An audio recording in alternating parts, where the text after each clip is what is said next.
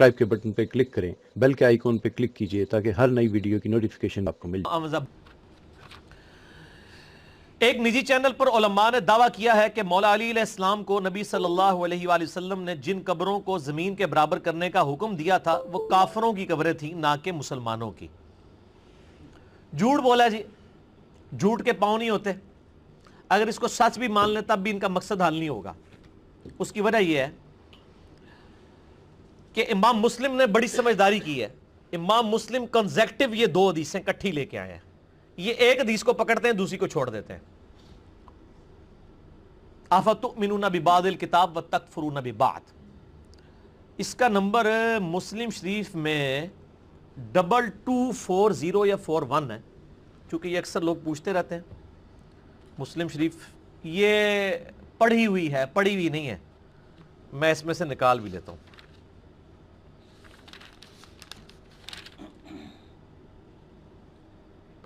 ہاں جی،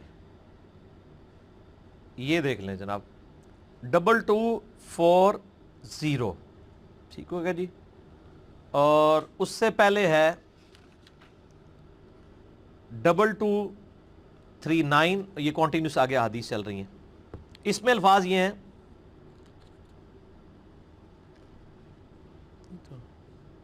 2240 ہے یا 21 ہے، یہ میرا اس کے اوپر میرے بھائیو ایک ریسرچ پیپر بھی ہے، رسول اللہ صلی اللہ علیہ وآلہ وسلم کی آخری وصیتیں۔ یہ ذرا ان کو ریسرچ پیپر بھی دکھائیں نا، اس کو ڈاؤن لوڈ بھی کریں، ہارڈ کاپی بھی سب کو ملتی ہے۔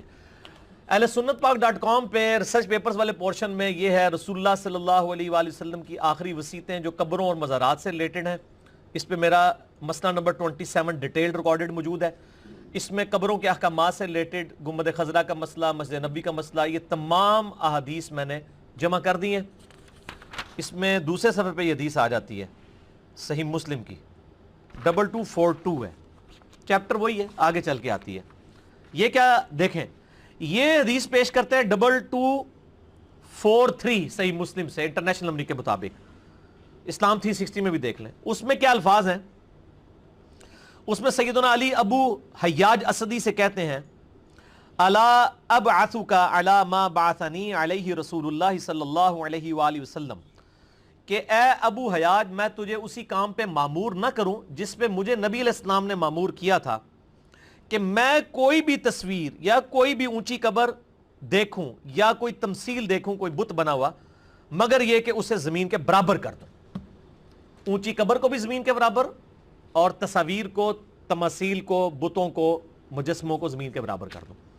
وہ کہتے ہیں یہ حضرت علی کو نبی علیہ السلام نے حکم دیا تھا کہ کافروں کی قبریں اور کافروں کی بنائی ہوئی تصویریں اور یہ ساری آپ ختم کریں، مسلمانوں کا حکم نہیں دیا تھا۔ اور مسلمان تو بناتے ہی نہیں تھے، مسلمانوں کا کہاں سے دینا تھا۔ اچھا، دوسری بات، یہ کیٹاگوریکل حکم تھا۔ حضرت ابراہیم علیہ السلام کی تصاویر انہوں نے خانہ کعبہ شریف کے دروازے پہ دیواروں پہ بنائی ہوئی تھی، وہ بھی مٹوائیں۔ وہ کہتے ہیں یہ کافروں کی تھی، مسلمانوں کے آپ مزارات بنا سکتے ہیں۔ اور مسلم شریف کی واضح حدیث جو یہ چھوڑ دیتے ہیں کہ نبی علیہ السلام نے منع فرمایا قبروں کو پکا کرنے سے، ان پہ عمارت بنانے سے، ان پر بیٹھنے سے، صحیح مسلم 2245۔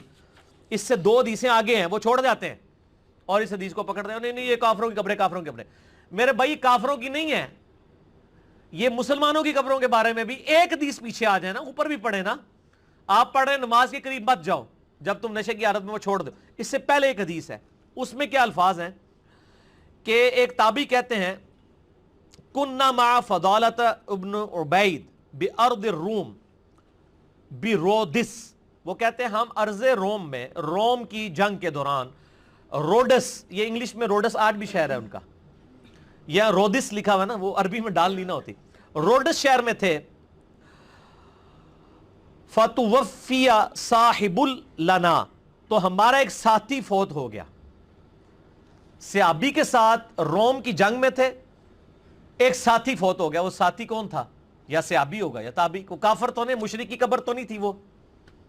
تو کہتے ہیں فامر فضالۃ بقبر فسویہ، کہ فضالہ ابن عبید نے اس کی قبر بنانے کے لیے حکم دیا اور کہا کہ اس کو برابر کر دو، اور پھر فرمایا ثم قال سمعت رسول اللہ صلی اللہ علیہ وآلہ وسلم یأمر بتسویتها، اور پھر انہوں نے کہا کہ ہمیں رسول اللہ بھی یہ حکم دیتے تھے کہ قبر بنا کے زمین کے برابر کر دیا کرو.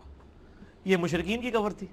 یہ جعلی کام کر رہے ہیں. اور میں ان علماء سے کہہ رہا ہوں کہ آپ اتنا خطرناک کھیل اپنے ساتھ کھیل رہے ہیں کہ آپ سوشل میڈیا پہ ایک کلپ چڑھاتے ہیں اور پھر آپ بعد میں بے عزت ہوتے ہیں.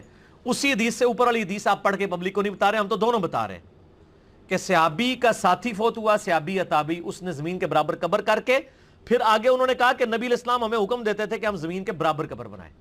تو یہاں مشرکین کی قبر تو نہیں ہے. یہ آدھی حدیثیں لیتے ہیں, دھوکہ دیتے ہیں.